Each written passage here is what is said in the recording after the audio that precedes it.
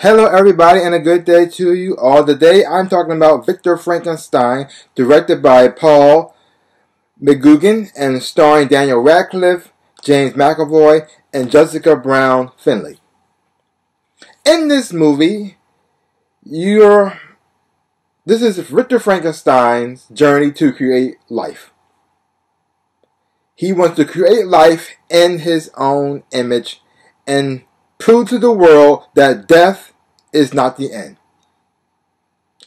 I mean, life may be short, but why not death can be just as short too? I mean, why not? Who says the rules have to stay the way they are? We can change that. And on his journey, he runs into Igor. Well, he's not Igor at the time. He actually has no name, but he's at the circus. He's the clown. And he has been mistreated, treated like crap all his life, and that's all he known. That's all he's known. But even though he's at this low point in his life, he's still very, very smart and very intelligent, and he still has hope. Yeah.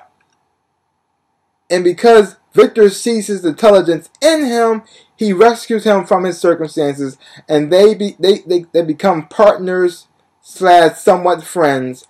And they work together to help Victor create his creation. And that was the movie pretty much all about. Now, before I get into the good stuff that I actually did like, I'm going to start off with the bad. And the bad is, well, one of the main actors is James McAvoy's performance. Yeah, his performance was way over the top. Way over the top. It seemed like he was trying to outact everybody. It was just like too much. If he lowered it down a couple of notches, I think he'll be okay. But I understand what he was trying to do, because Victor is supposed to be like crazy, a crazy mad scientist. So he was like all erratic and all over the place and like way over dramatic at times. But if he just lowered it down a couple of notches, I think he would have been fine. And another thing is, this is not a Victor Frankenstein movie. They should have called it Igor. Yes, Victor Frankenstein's in it.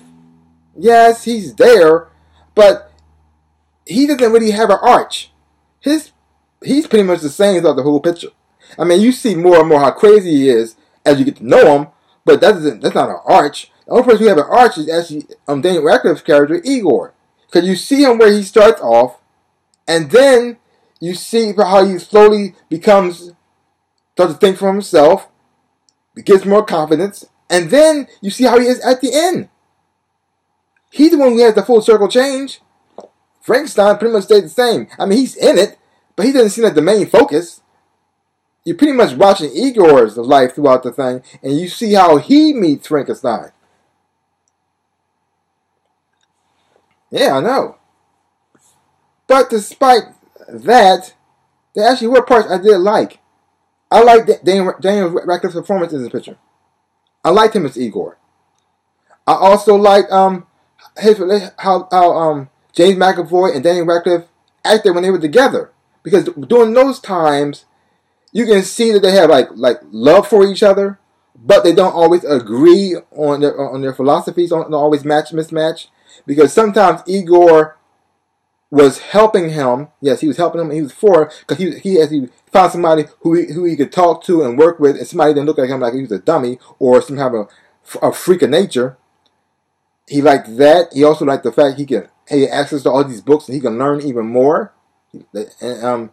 But sometimes Frankenstein's philosophy is a little bit too crazy for Igor, and he had to say, "Wait a minute, I don't think that's where I wanted to go. I mean, I want to help you with making people come back to life. I thought you were mostly doing like somebody just died, like somebody got killed, we bring them back, something like that. But you talking about creating life? I'm not. Well, that's kind of a little too much for me."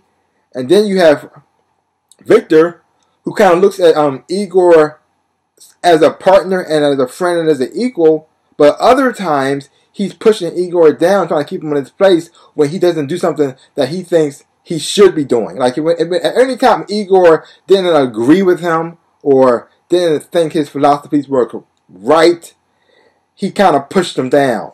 But when Igor like helped him or gave him a good idea or tell him something he was doing wrong, then he tried to raise him up. It was like a whole lot of, on both sides, a lot of back and forth and up and down, a lot of conflicting emotions between them.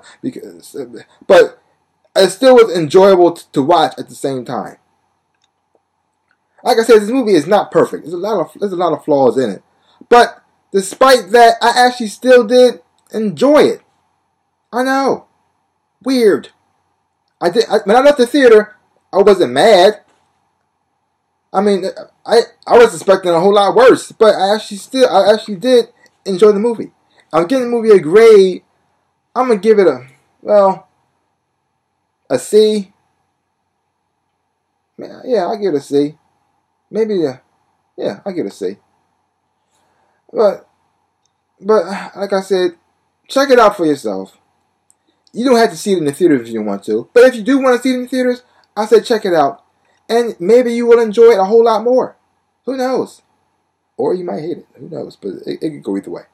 But leave your comments down below. Let me know what you thought about the Victor Frankenstein movie, if you have seen it.